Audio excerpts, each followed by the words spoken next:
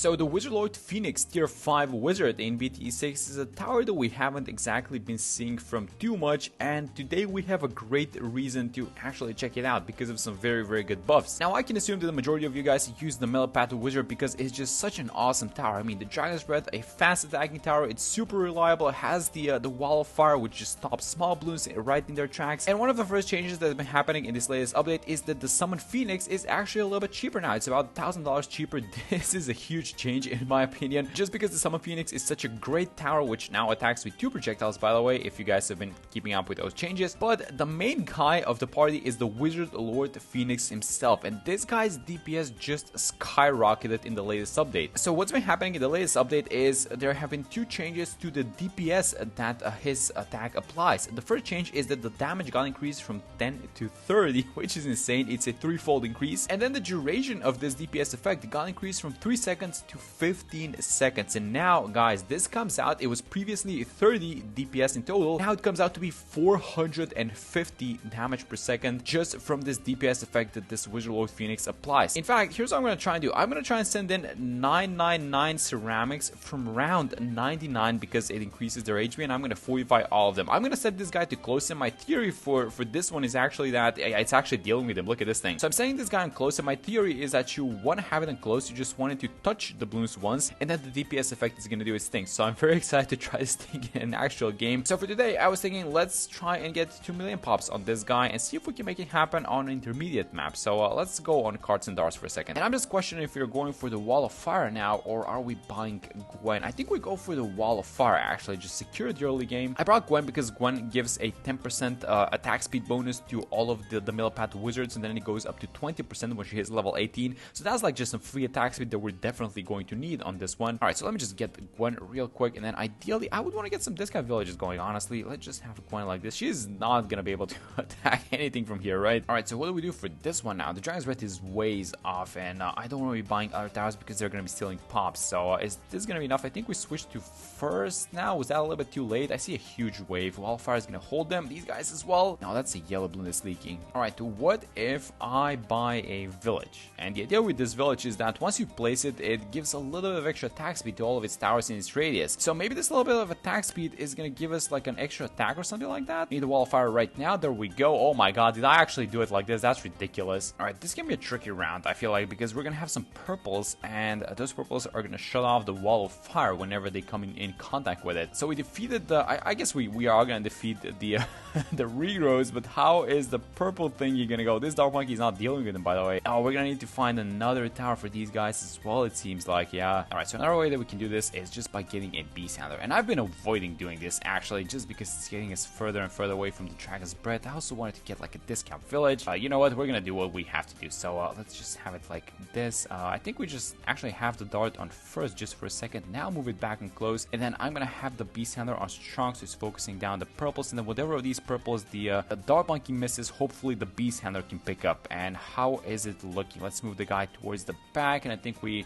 the Dark Monkey? Yes! Okay, we finally get it done. That's amazing. Round 35, we're about to head on for the Dragon's Breath. I've been contemplating getting another discount village, actually, because we're probably gonna need the top and the middle crosspath, but you know what? I'm just tired of suffering, guys, because this Wall of Fire is just not enough. He is just not enough in defending these small rounds, but once you get the Dragon's Breath, I mean, look at what's happening. This is like a completely different beast. So let's actually move away the beast that we got to help us defend in these early rounds. You guys might be noticing that I actually got the Adasaurus. We just needed a lot of extra damage, and this guy was the perfect fit. So 600 pops on this guy, and then 623 on the Dark Monkey. So far, so good, honestly. This is gonna be a little bit weird, but I am actually still gonna go for the other discount village. You know, ideally, you want to have it before getting the Dragon's Breath, but I'm just gonna get it now. And then finally, oh my god, you can breathe so much more easier now that we've got all these towers, like the Dragon's Breath, and I guess the Alchemist, which just takes this tower to the next level. And once you buy the new Summon Phoenix, by the way, look at the price, $6,500. This is about $1,000 cheaper, guys. Getting this Summon Phoenix is such a huge power spike, and on top of this, not only that like the main attack is strong, you get an extra ability. Yes, I will absolutely be taking that. You guys can also see the little Gwen icon. This is the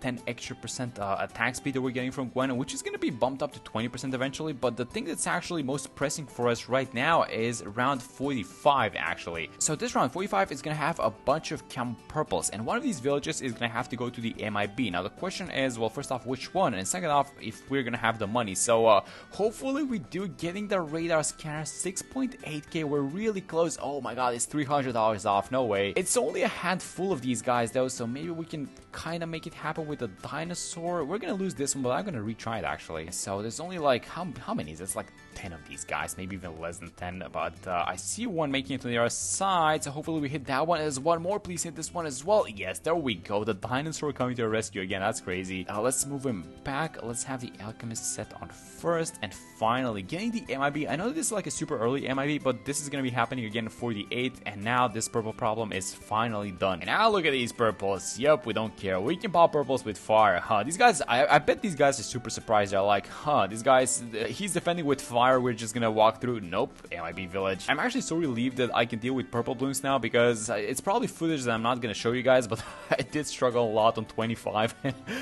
That was just so painful. I even tried doing it with a mortar, which I actually succeeded once, but I decided to scrap that. Let's actually get a little bit of extra attack speed with the jungle drums, by the way. Finally, these purple balloons are done, and you know what we can do? We can get the summon phoenix, guys, and once we buy the summon phoenix, I'm gonna do it right now. Look at this guy, 2 projectiles. I think he also shoots more fireballs. I think it's 3 in total, but I guess their angles are not exactly that good because they're flying out on all sides. But yeah, look at this thing now. Yeah, the mobs are not going anywhere. Back at 62, burning off these purple balloons, and then 45 mobs coming out in a second. I want to see how we're dealing with these guys. This is going to be a good gauge for what's going to be happening in like the 70s and stuff like that. So we seem to be popping the 45 mob layer, but the ceramics are fully going onto the other side. I think that's going to happen with this one as well. Yeah, there we go. All right, so we're going to need some extra damage is basically what's happening. Let's see how we're doing versus 63. So we only have 1 Phoenix ability. I don't want to be using any Gwen ability, so hopefully we can... Oh yeah, there we go. This wasn't even close. I was actually a little bit scared. I was thinking maybe we're going to need to like, you know, try and time the Phoenix ability so we can get the end of one wave and then it's going to be lasting on the second one as well, but it doesn't seem to be an issue. Let's use the Phoenix ability for 64 though, because 45 mobs, and then look at this thing. Yeah, once the ability is up, yeah, nothing is going through. And honestly, I feel like we're not even going to need to be using the Phoenix ability that much before we get to the Wizard Lord Phoenix in the first place, but hold that thought. 2 BFBs, let's see how we're going to do versus these guys. I feel like as long as they're not 45, we should be fine. The first 45 BFBs are on 79, but before we get to those guys, we are definitely going to have the Wizard Lord Phoenix, so I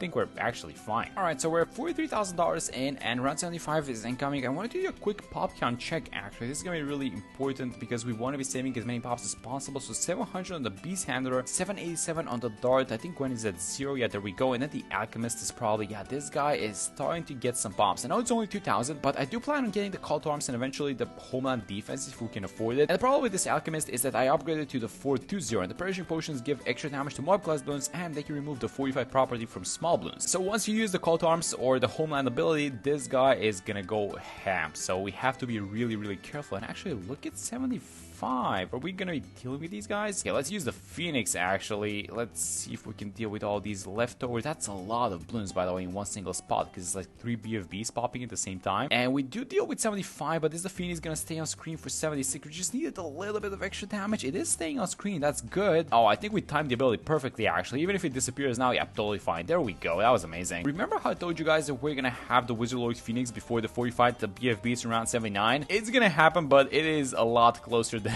I originally thought. So it's probably gonna be this one. Yeah, there we go. It's gonna be this one. It's not the start of 79, but there it is. Getting the Wizard Lord Phoenix finally. All right, so now we're in free play and we're around 82, and I think it's time for us to do the thing that I wanted to do. So I'm gonna set this guy on close, and the idea is that I just want him touching the balloons, and then the DPS is going to do its thing. So just kind of mark them, get the DPS effect going, and just go away, I guess. And then this DPS effect is 450 damage, which means that it should be more than enough to pop at least the Moab layer in every round up until round 100. So as long as we see a blue Moab set on fire, that thing is eventually gonna pop, and it also should be the thing for the small ceramics, obviously, but we need a little bit of time actually. So look at these guys on the side, they're not being burned yet, and that thing should be evident in a round like this one, right? 84, because it has blue Moabs and then BFBs behind them. So I'm just gonna keep it on close. We do have the money for the Call to Arms, which are we buying the Call to Arms? He's at 5,000 pops, this Alchemist. Yeah, let's just see how the Wizard Lord Phoenix is doing. So yeah, look at these BFBs, they're just being set on fire, but this guy is not even attacking them. He's like focusing the mobs, and then these guys at the back are popping, and then he's attacking the mobs that are coming in and out of them. And yeah, this UDPS is just such a cool little gimmick that they added. I mean, it used to do DPS as well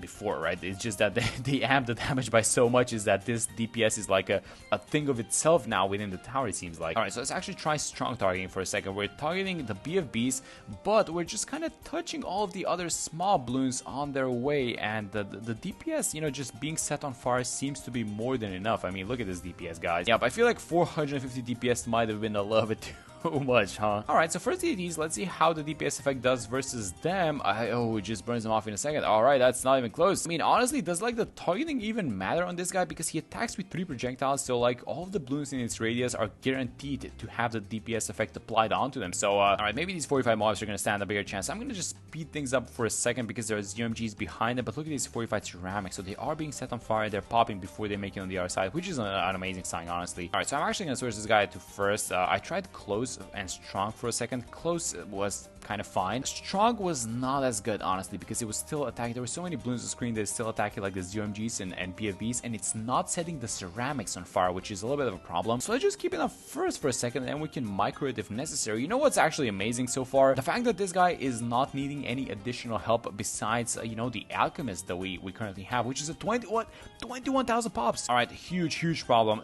This guy needs to go like right now. Let me get a Chinook. Let's just have the Chinook here on the side. Oh my god, that's so many pops taken away. No, you never upgrade to the 420. That's my bad. That's on me, actually. Yeah, you never go 420. You just go 400, and that's fine usually. Yeah, let's just move the alchemist on the side. I'm just gonna have this guy next to Gwen and then move the Chinook up. I'm gonna lock it in place like right here. Let's have the bottom right corner be for these guys. They're gonna be taking a lot of pops if they get the chance to attack. I guess the most impressive thing so far is that this is like a solo Wizardloid Phoenix without too much additional help, and he's been just destroying all these rounds. And I've not even used the Wizardloid Phoenix ability once in this game, guys. I mean, we did use the Summon Phoenix, but not the Wizardloid Phoenix one. I think this is a great round for us to actually do it. So yeah, I mean, this just goes really hard versus all these DTs. These fireballs do so much damage. Not sure if this gets buffed by Gwen's passive buff, honestly. I would assume it doesn't, but I mean, does it like even need the buff in the first place? Look at what it did to 95. That's crazy. All right, so now that we can all get some extra damage, let's get some extra utility, I guess. So the first thing I want to do is probably just like a Relentless Glue, keep it on first, and then this extra just tiny bit of stun, just getting these balloons slowed down. This is just gonna buy the DPS a lot more time to do its thing, right? Let's actually go for something like the Sabo Ninja as well, by the way. Let's go like this. We can afford more than one ninja if necessary. Oh, are we actually leaking some balloons on the other side? I think I saw the small Phoenix actually attack some balloons here below the Dart Monkey. Yeah, things are getting a little bit scary the way that these rounds are ramping up, but you know what? We can actually get the call to arms now because we removed the alchemist, guys. So yep, a lot more extra damage incoming. Let's go, let's get it. It's 96 fine, by the way. How is this round ending? I think it's ending just fine. These are the leftovers from the ZMG, so we do take this one down as well. That should be no problem. Yeah, the most difficult part of the run starts right now. So how do we want to do this thing? I think we just do as much damage as possible like right now. So let's Sabo and let's call to arms. Try and burn off as many of these guys as possible, and then when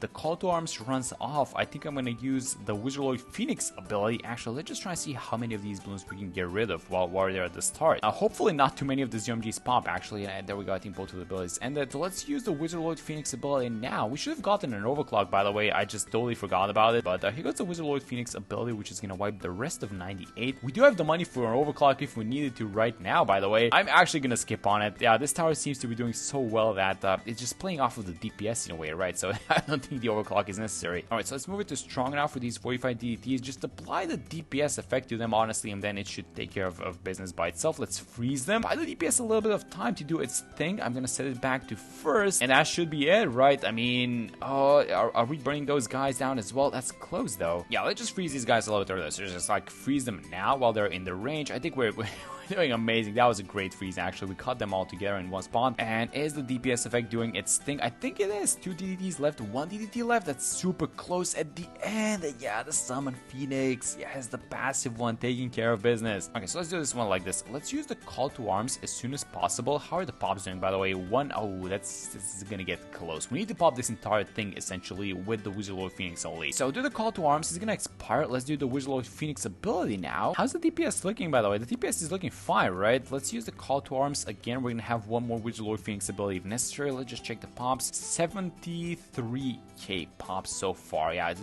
it's close, but it's still not there. Let's use the Sable. We do get the pop, which is amazing. About 15k pops remaining. We do have the Snowstorm as well, and then another call to arms awaits us. And then, oh, this is gonna close. Let's freeze these guys now. Oh, never mind. We actually get done with the ability. I thought the ability was gonna expire, so I was like ready with the call to arms, and I was doing some calculations with the abilities, but it's fine. We get it done. There we go. 2,016,000. That was a really fun run, with the exception of like the early game before we got to the Dragon's Breath. But all in all, yeah, that was a great run, and that's the new buff. It's a huge DPS increase. So I hope you guys enjoyed the video. Thank you guys so much for watching it, and I'm gonna see you on the next one.